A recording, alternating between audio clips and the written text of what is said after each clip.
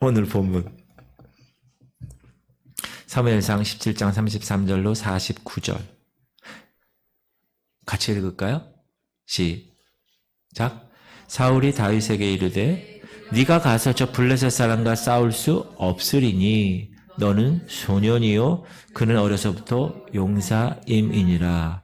다윗이 사울에게 말하되 주의 종이 아버지의 양을 지킬 때 사자나 곰이 와서 양떼에서 새끼를 물어가면 내가 따라가서 그것을 치고 그 입에서 새끼를 건져내었고 그것이 일어나 나를 해하고자 하면 내가 그 수염을 잡고 그것을 쳐 죽였나이다.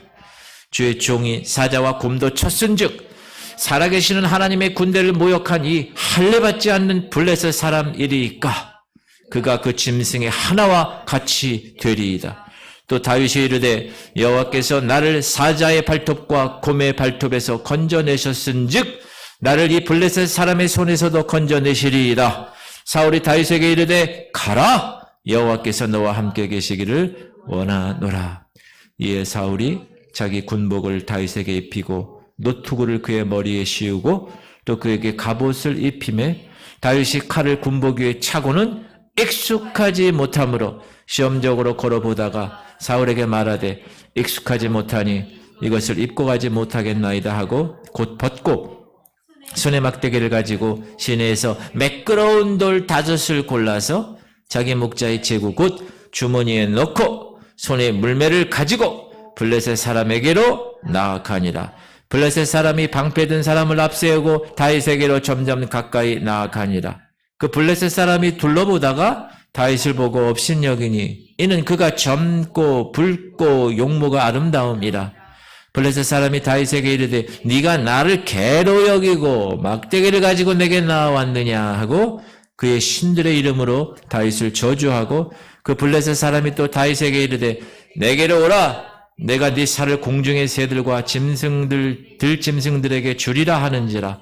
다윗이 블레셋 사람에게 이르되 너는 칼과 창과 단창으로 내게 나오거니와 나는 만군의 여호와의 이름 곧 네가 모욕하는 이스라엘 군대의 하나님의 이름으로 내게 나아가노라. 오늘 여호와께서 너를 내 손에 넘기시리니 내가 너를 쳐서 네 목을 베고 블레셋 군대의 시체를 오늘 공중의 새와 땅의 들짐승에 주어 온 땅으로 이스라엘에 하나님이 계신 줄을 알게 하겠고 또 여호와의 구원하심이 칼과 창에 있지 아니함을 이 무리에게 알게 하리라.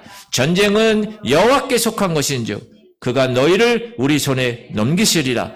블레셋 사람이 일어나 다윗에게로 마주 가까이 올 때 다윗이 블레셋 사람을 향하여 빨리 달리며 손을 주머니에 넣어 돌을 가지고 물매를 던져 블레셋 사람의 이마를 치매 돌이 그 이마에 박히니 땅에 엎드려지니라.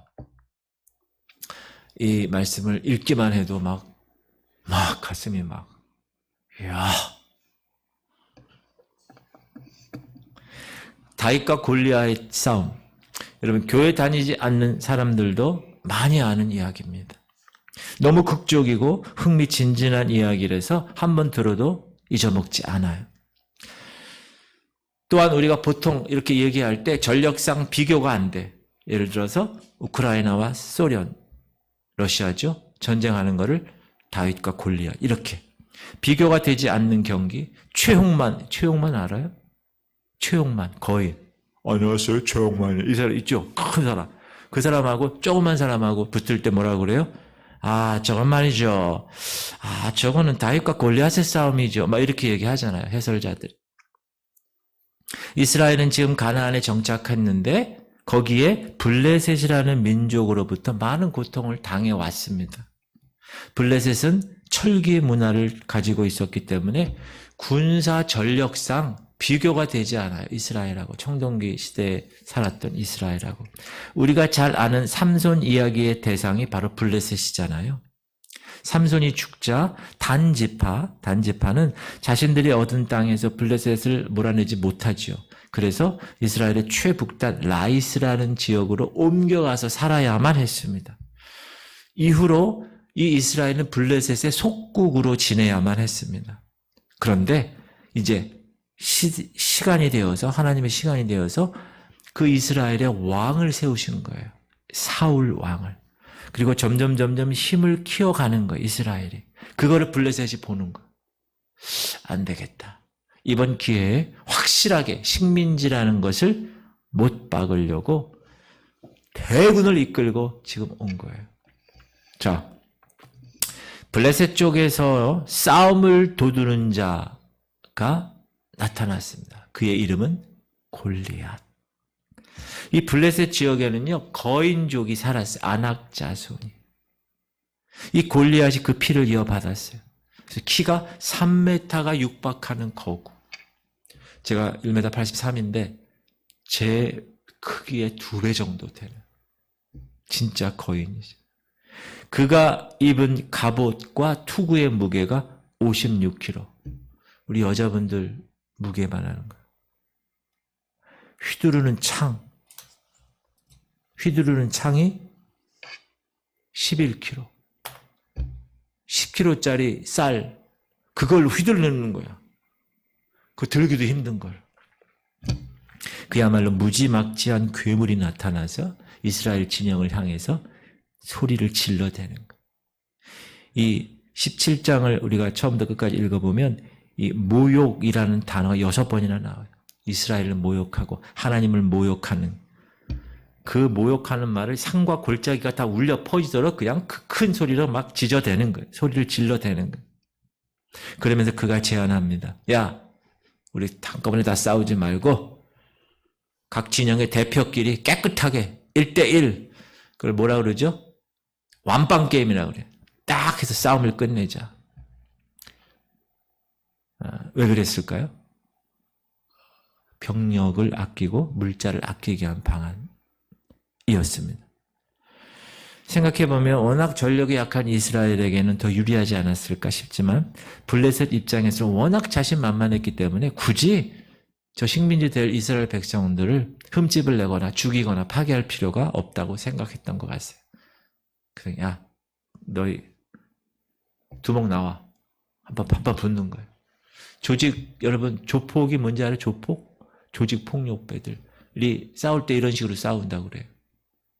저는 조폭이 아니라서 모르겠는데 이렇게 싸운대요. 하여튼간 딱 누가 한 두목 나고 빵.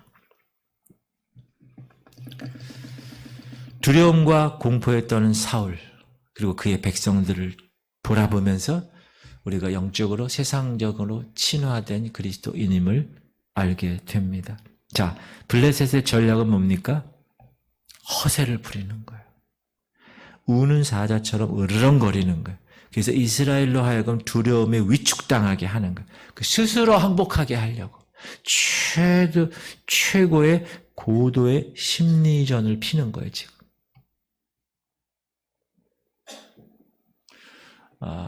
이런 경우가 많이 있어요.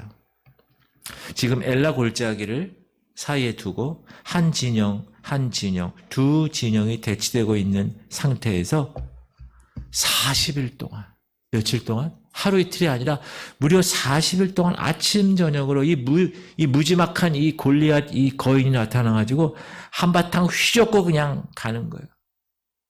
그러면 여기 이스라엘 진영은 막 무서워가지고, 아유, 오늘 저 거인이 또 왔네. 두려워, 공포에 엄습하게 있는 거예요. 이렇다 할 전쟁이 시작되기도 전에 이스라엘에게는 두려움과 공포와 패배주의와 절망감의 불화살을 이미 맞아버려가지고 낙담하게 된 거예요.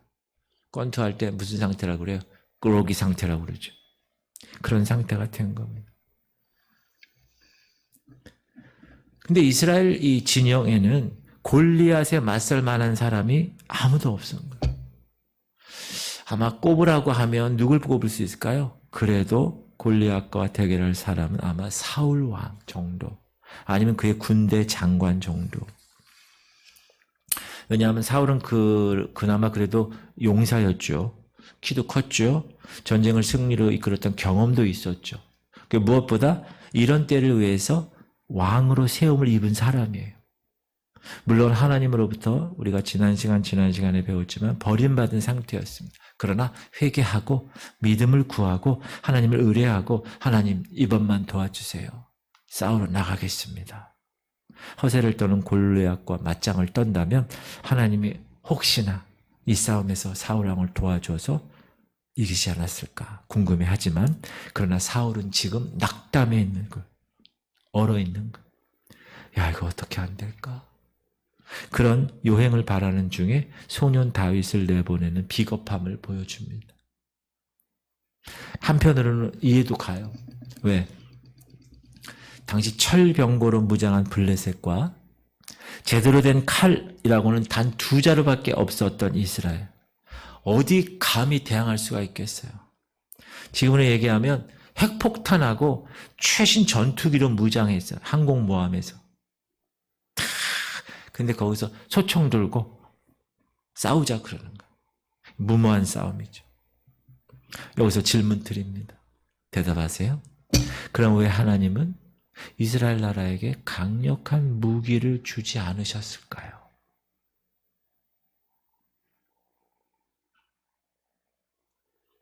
따라합시다. 하나님의 싸움은 다른 싸움이기 때문에 그렇습니다. 처음에 사울 왕을 세울 때부터 계속 강조한 내용이에요. 이스라엘의 왕은 하나님이에요. 그래서 너희 이스라엘 나라는 주변 나라와 똑같은 방식의 왕을 세워서는 안 된다. 처음부터 그런 얘기를 한 거예요. 전쟁에도 마찬가지. 이스라엘 왕은 하나님이기 때문에 똑같은 무기로 싸우는 전쟁이 아니다. 라는 것을 이야기하기 위해서 하나님은 하나님의 방법으로 가만 있으신 겁니다. 오늘날 그리스도의 삶도 마찬가지입니다. 오늘날 세상의 힘은 어디서 나옵니까? 돈, 권력으로부터 나옵니다.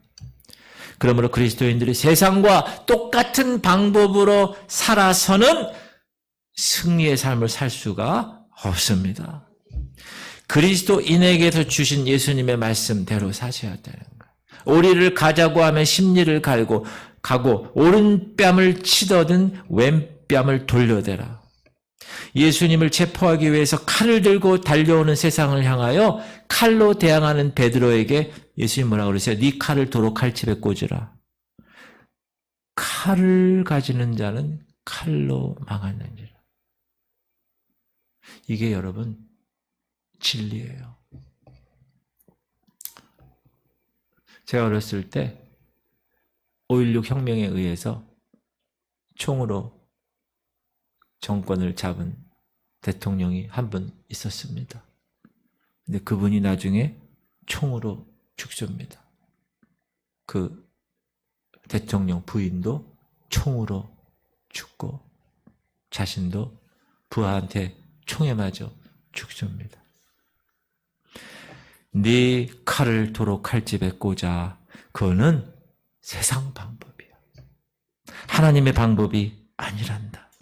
무슨 말이에요? 똑같은 방법으로 싸워서는 승리할 수 없다는 거예요. 우리의 싸움은 전혀 다른 차원의 싸움이라는 거예요. 여러분 꼭 기억하세요. 여러분 사는 방법도 마찬가지예요. 다른 차원의 삶의 라이프 스타일을 여러분이 살아내셔야 돼요. 싸움도 마찬가지예요. 영적 전쟁도.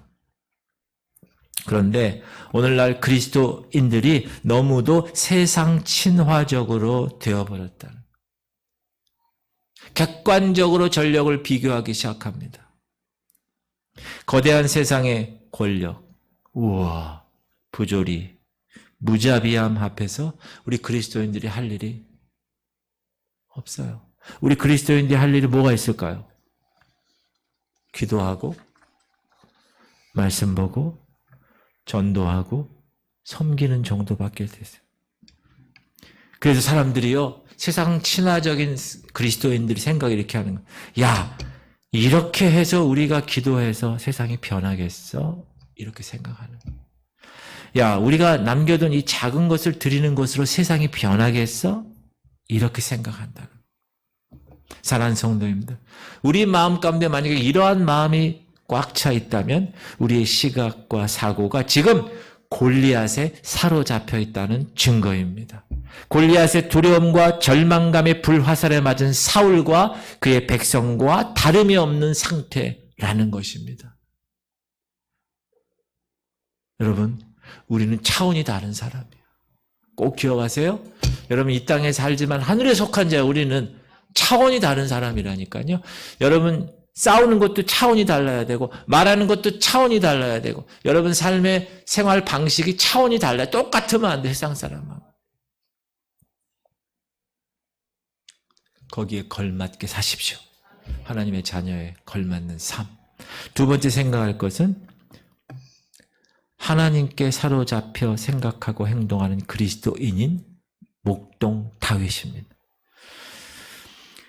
자, 왜 그런데 바로 이때 40일 동안 그 골리앗이라는 그 거인이 나타나가지고 막 주눅들게 할 때, 그때 들에서 양을 치던 목동 다윗이 갑자기 그 전쟁터에 등장하게 된 거예요. 다윗은 8형제의 막내였습니다. 지금 위에 3형이 골리앗 전쟁터에 군인으로 나가 있는 거예요. 싸우러. 그러니까 아버지 이새가 야 막내와 너 네 형 3명 첫째 형, 둘째 형, 셋째 형 안부를 묻기 위해서 막내 다윗을 전쟁터에 보냅니다. 볶음곡식과 떡 10덩이를 가지고 가서 형들에게 전해. 그리고 치즈 10덩이는 형들의 군대 천부장 장교에게 줘. 그래서 형들이 잘 있다는 걸 증표를 받아와. 이게 막내 다윗의 임무였습니다. 결코 쉬운 임무가 아니죠. 여기서 질문 드립니다. 왜 다윗의 아버지 이새는 첫째, 둘째, 셋째가 형이 군대 갔는데 왜 넷째, 다섯째, 여섯째, 일곱째 아들을 시키지 않고 왜 이 막내를 시켰을까요? 심부름을. 목사님, 막내가 원래 심부름을 하는 거예요. 제가 막내야, 제가 심부름 얼마나 많이 했는지 몰라요, 어렸을 때. 뻑하면 나. 그리고 제가 심부름을 잘 못하면 안 시키는데 또 워낙 잘하니까 그냥 전공으로 시키는 거예요. 왜 넷째, 다섯째, 여섯째, 일곱째 아들을 시키지 않고 막내를 시켰죠? 코로나 걸려가지고 어쩔 수 없이 막내를 보냈나? 아버지 입장에서는 그래도 가장 임무를 잘 해낼 것 같은 아들을 보내지 않았을까요? 여러분이 아버지야, 이새야. 야, 이 넷째, 아니야, 다섯, 여섯, 이놈아, 일곱째, 여덟째. 야, 막내. 그렇게 했을 것 같아, 제 생각은. 자, 그랬다면 이거 뭘 얘기하는 거죠? 평상시 다윗이 막내가 어땠다는 거예요? 성실했다는 거예요. 성실한 사람에게 그 일 시키지. 아니면 중간에 가다가 그거 다 먹고 다 팔아가지고 포켓에 넣고 놀다가 들어오면 어떡하래요? 성실했다는 거예요. 여하튼 다윗이 심부름을 위해서 전쟁터에 왔다가 뭘 들어요? 골리앗이 소리 지르는 무슨 소리? 내용이 뭐죠? 하나님과 하나님의 군대를 모욕하는 말을 듣는 거예요.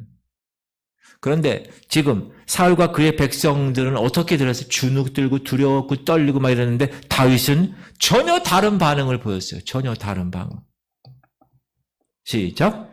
이 할례받지 않는 블레셋 사람이 누구에게 살아계신 하나님의 군대를 모욕하겠느냐. 다윗의 눈과 다윗의 생각은 하나님께 사로잡혀 있었기 때문에 이런 말을 할 수 있는 거예요. 따라합시다. 사울의 눈에는 골리앗이 보였고 다윗의 눈에는 골리앗에게 모욕을 당하는 하나님이 보였습니다. 여러분 유진 피터슨이라는 사람이 있어요. 영성의 대가인데 이 사람이 쓴 책이 있어요. 다윗 현실의 뿌리 박은 영성. 이 책 베스트셀러예요. 하얀 책인데 그 표지가 여기서 이 유진 피터슨은 뭐라 그러냐면 하나님께 사로잡힌 상상력 이런 얘기를 했어요.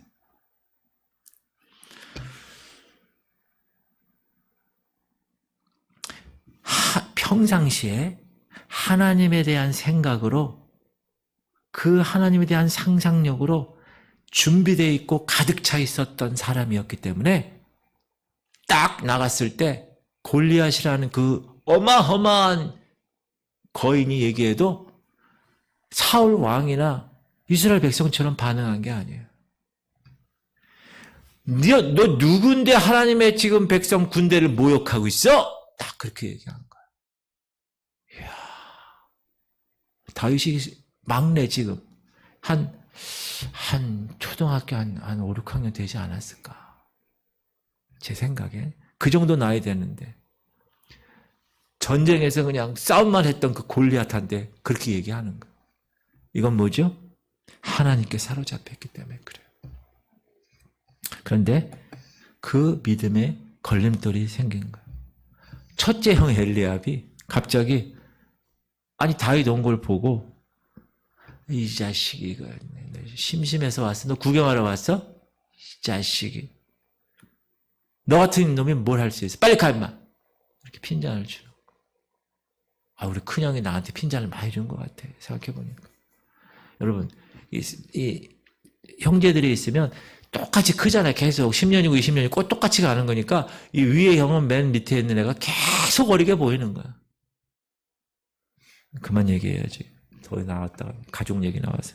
자, 28절 시작. 큰형 엘리압이 다윗이 사람들에게 하는 말을 들은지라 그가 다윗에게 노를 바라 이르되 네가 어찌하여 이리로 내려왔느냐? 들에 있는 양들 누구에게 맡겼느냐? 나는 네 교만과 네 마음의 완악함을 아노니 네가 전쟁을 구경하러 왔도다.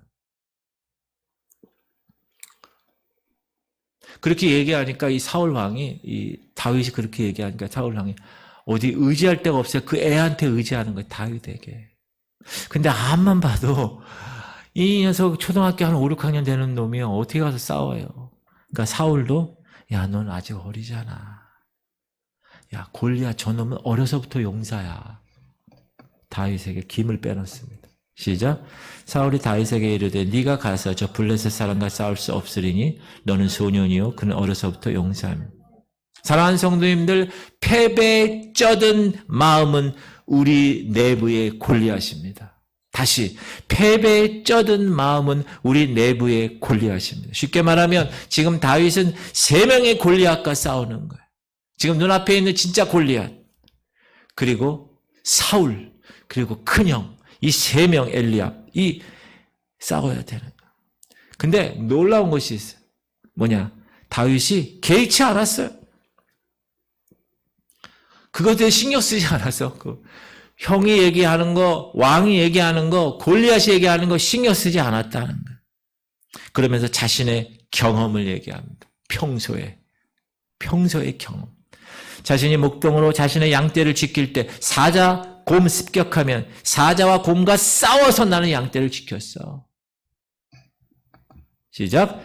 다윗이 사울에게 말하되 주의 종이 아버지 양을 지킬 때 사자나 곰이 와서 양떼에서 새끼를 물어가면 내가 따라가서 그것을 치고 그 입에서 새끼를 건져내었고 그것이 일어나 나를 해하고자 하면 내가 그 수염을 잡고 그것을 쳐 죽였나이다. 주의 종이 사자와 곰도 쳤은즉 살아계신 하나님의 군대를 모욕한 이 할례받지 않은 블레셋 사람이리까 그가 그 짐승의 하나와 같이 되리이다. 와, 막 이 말을 읽는데 막 가슴이 막 와.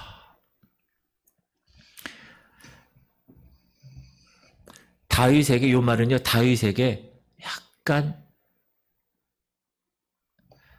당신이 이 이스라엘 양떼의 목자잖아.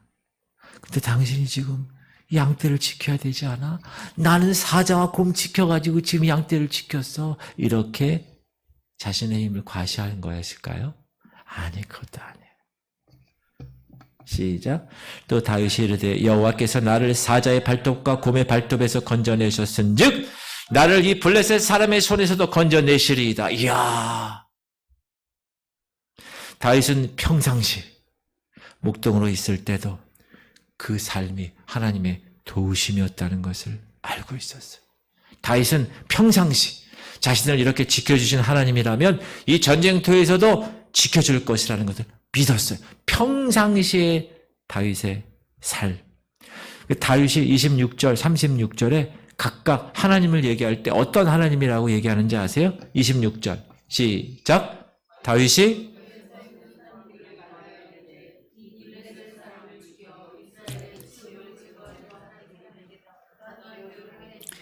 이 할례받지 않은 블레셋 사람이 누구에게 살아계시는 하나님의 군대를 모욕하느냐. 하나님을 어떻게 얘기했다고요? 살아계시는 하나님. 36절에도 시작. 주의 종이 사자와 곰도 쳤은즉 살아계시는 하나님의 군대를 모욕한 이 할례받지 않은 블레셋 사람이리까. 그가 그 짐승의 하나와 같은 하나님을 어떻게 표현했어요? 살아계시는 하나님. 살아계신 하나님. 역사하는 하나님. 살아계신 하나님. 다윗에게 있어서의 하나님은 살아계신 하나님이십니다. 여러분에게 있어서 하나님은 어떤 분이십니까? 할렐루야. 지금도 살아계시다는 게 무슨 말이에요? 지금도, 과거에도, 미래에도 역사하고 계시는 하나님이라는 거예요. 죽은 하나님이 아니라는. 주무시거나 팔짱을 끼고 어디 잘 되나 관망하시는 하나님이 아니라는 거예요. 내 삶에 개입하시고 내 삶을 통해서 지금까지도 일하셨을 뿐 아니라 앞으로도 일하실 하나님이라고 생각한 겁니다. 이게 살아계신 하나님이에요. 할렐루야! 여러분 살아계신 하나님을 믿고 계시죠?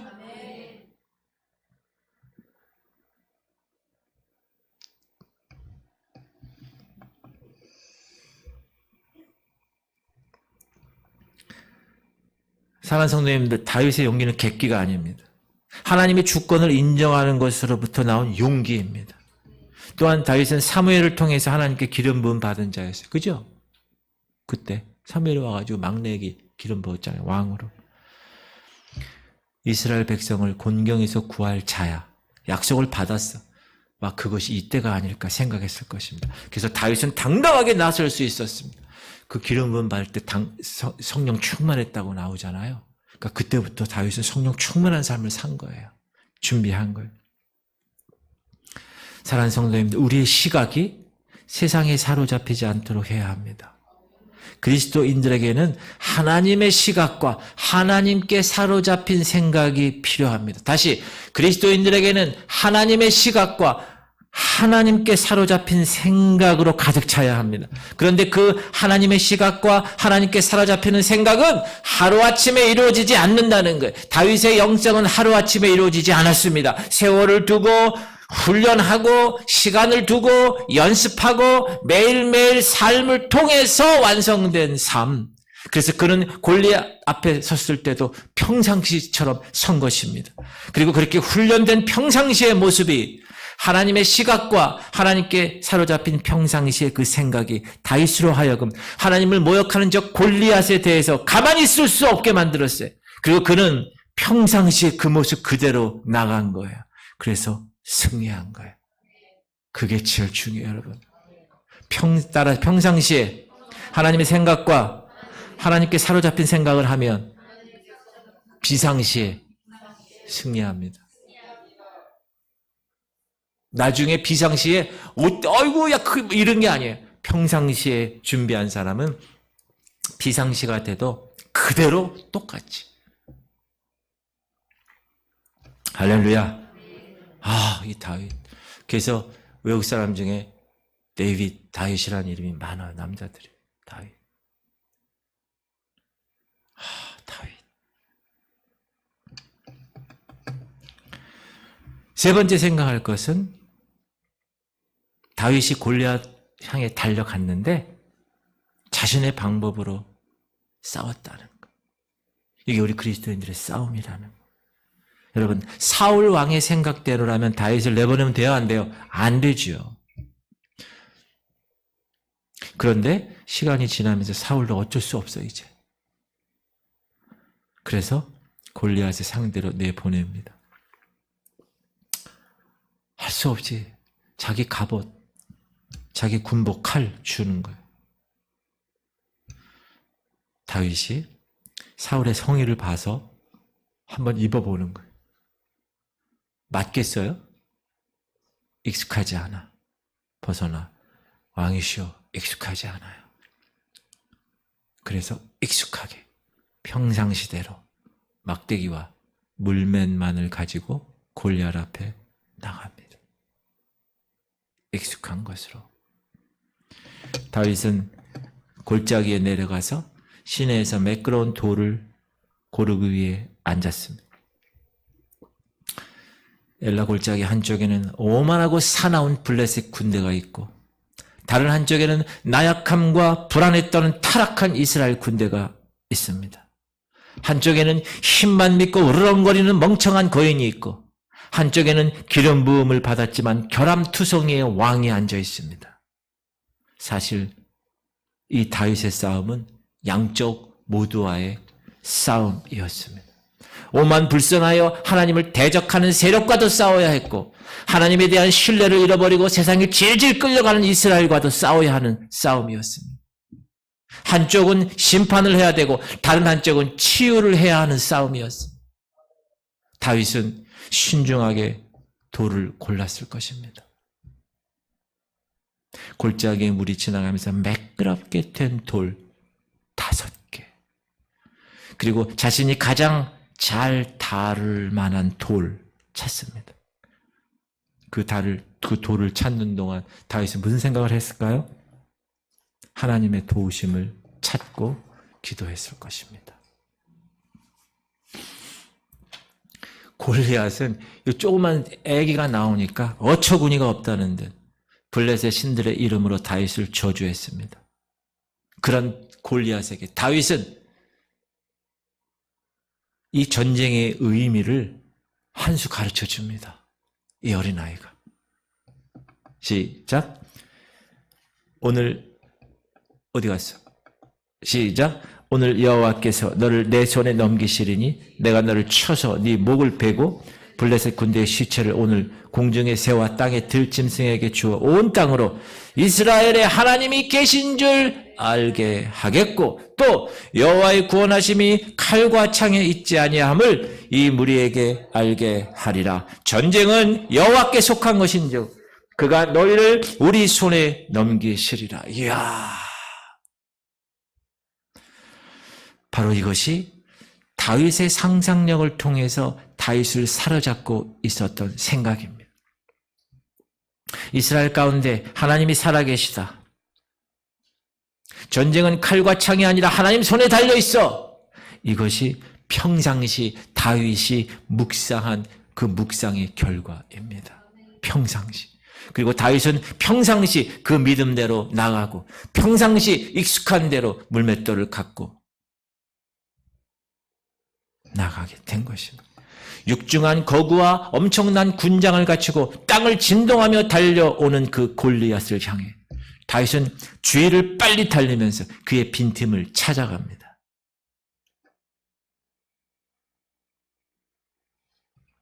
원래 여러분 여러분 그 80년대 초에 얼마나 데모가 많았는지 몰라요. 기억나세요? 제가 고2 때 박통이 죽고 전시성을 가진 사람이 정권을 잡았어요. 그래서 고3 때 81학번 때 얼마나 많았는지 몰라요. 전투경찰들이 대학생들은 이거 뭐라 그래요? 보도블럭 깨가지고 돌 던지고 화염병 던지고 있고 정경들은 뭐 하냐면 이거 포수 마스크 같은 거 있죠? 그거 쓰잖아요. 방패 들고 돌 맞고 이런 거. 이 골리앗이 전경들이 투석전에 쓰는 그 투구 있죠? 그거 하나 포수가 쓰는 마스크를 빌려와서 썼어야 됐어. 이놈이. 그걸 안 썼어. 자신의 힘만 믿고 달려드는 그 골리앗. 다윗은 휙 물매를 이용해서 돌을 날려보냅니다. 여러분 물매 해봤어요? 물매? 저는 물매는 안 해보고 제가 새총을 잘 쏩니다. 이렇게 Y자 된 거 딱 잡아가지고 고무줄 딱 가지고 제가 군대에서도 사격을 잘했어요. 사격을 잘할 것 같이 생기지 않았나요? 물매를 잘 다루는 사람이 여러분 그 돌이 어느 정도 날아가는지 시속 200km로 날아간대. 200km. 메이저리그, 그러니까 세계에서 가장 야구를 잘한다는 사람들이 모이는 데가 미국의 메이저리그라는 데가 있어요. 거기에서 공을 던지는 사람을 투수라고. 이 투수가 있는데 그 중에서 가장 빠른 현재까지 역사상 메이저리그에서 가장 빠른 투수의 투구 속도가 169km, 160km 시속. 우리가 100km로 차를 타고 가는 것도 빠른데 169km로 가요. 그 정도 빨라. 팍! 우리가 잘 아는 박찬호 투수 강속구가 150km. 그런데 다윗의 물매 속도가 몇 킬로라고요? 시속 200km. 골리앗 이마 정중앙에 박혀버린 거죠. 여러분 아마 여러분 야구하다가 박찬호 선수 강속구를 얼굴에 맞았다고 생각해 보세요. 그 아무리 큰 골리앗이라도 정신을 잃고 쓰러져 말 것이요. 다윗은 그 위에 올라가서 그 갖고 있는 칼로 그의 목을 베죠. 순식간에 일어난 겁니다. 1분도 안 걸린 거 이거는. 양쪽 진영 모두 어안이 벙벙한 거야. 블레셋 이거 어떻게 된 거야? 이야 죽었다 도망가고 이스라엘은 우와 뒤쫓아가고 블레셋을 이스라엘 땅에서 몰아내기 시작했습니다. 할렐루야.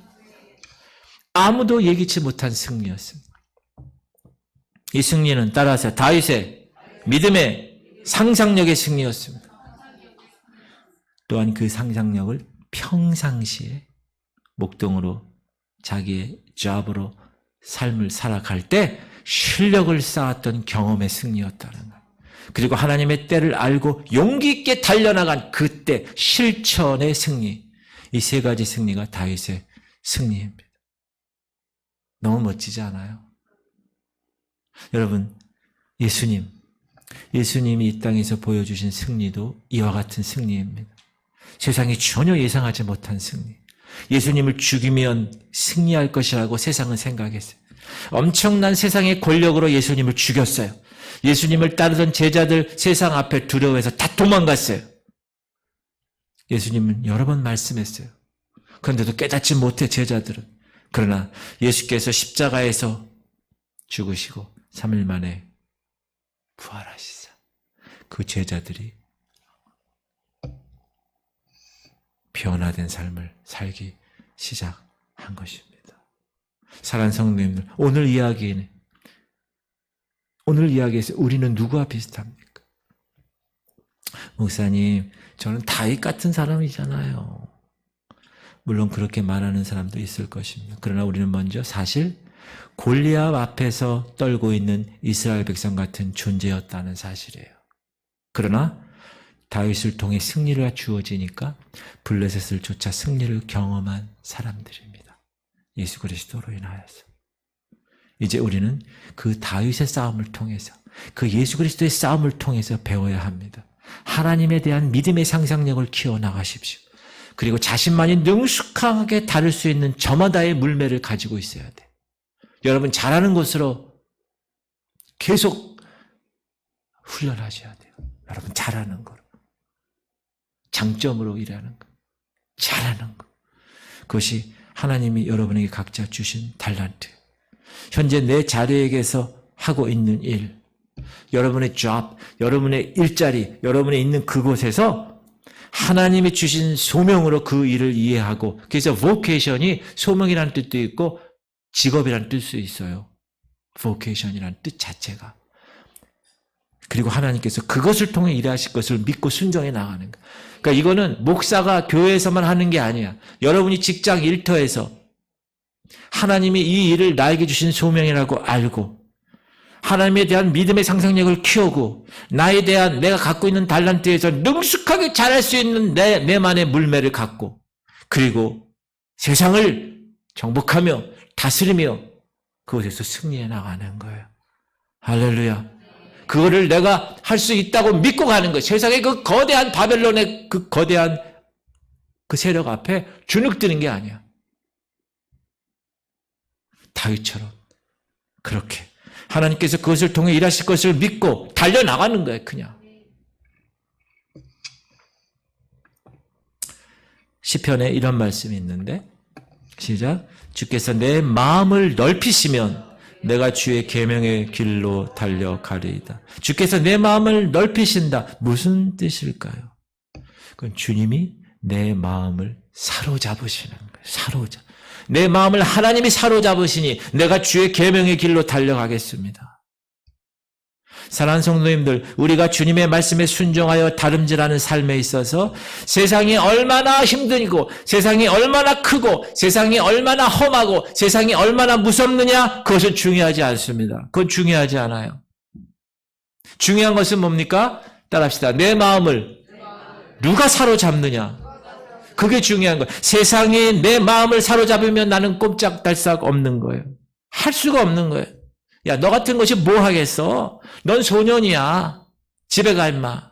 이런 말에 귀를 기울이면 포기할 수밖에 없습니다. 그러나 하나님께 사로잡히면 전혀 예상치 못한 승리의 삶을 경험하게 되는 것입니다. 사랑하는 성도님들, 하나님께 사로잡히는 다윗의 영성을, 현실에 뿌리박은 다윗의 영성. 여러분, 우리의 영성은요, 현실에 뿌리박아야 돼요. 머나먼 이상에 뿌리박는 게 아니에요. 현실적으로 내가 지금 하고 있는 이 잡에서, 이 일터에서, 내가 하고 있는 이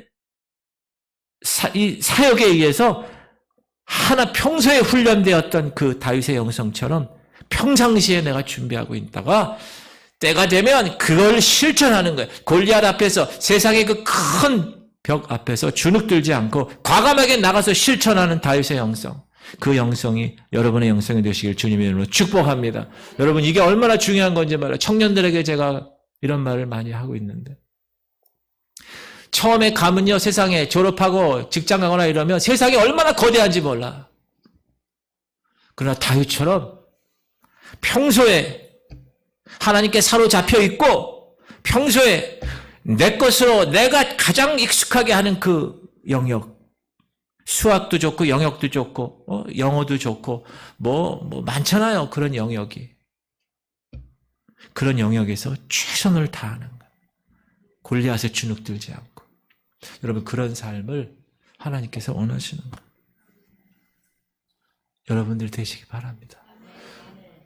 먼 얘기가 아니에요. 여러분이 그렇게 하는 거예요. 여러분이 다윗이 되는 거예요. 목사님, 제 나이가 몇인데 지금 뭐 얘기합니까? 나이에 관계없다니까요. 지금 눈에 보이는 이런 거대함, 이런 현상 별로 중요하지 않은데 본질이 중요하다. 본질. 하나님께 사로잡힌 다윗의 영성, 여러분의 영성 되시기 바랍니다. 기도합시다. 주님,